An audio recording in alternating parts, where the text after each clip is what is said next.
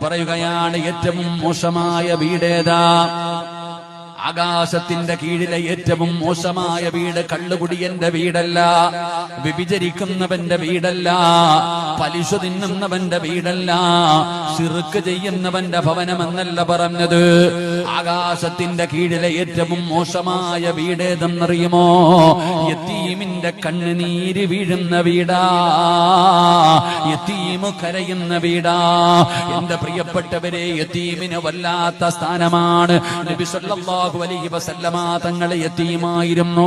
അതുകൊണ്ട് നബി തങ്ങൾക്കറിയാം, നബി തങ്ങൾക്ക് യതീമീങ്ങളെ വല്ലാത്ത ഇഷ്ടമായിരുന്നു. അതുകൊണ്ട് എന്റെ പ്രിയപ്പെട്ടവരോട് പറയുകയാണ്, ഇന്ന് നമ്മൾ അവരെ പരിഗണിക്കാറില്ലല്ലോ. യതീമായ പടച്ചവനെ ഇന്ന് ലെറ്ററും കൊടുത്തു പറഞ്ഞു വിടുകയാണ്, പള്ളിയുടെ ലെറ്ററും കൊടുത്തിട്ട് പറഞ്ഞു വിടുകയാ. ഇനി നാട് തോറും പള്ളികൾ തോറും കേറിയിറങ്ങി പിരിവെടുത്തോ.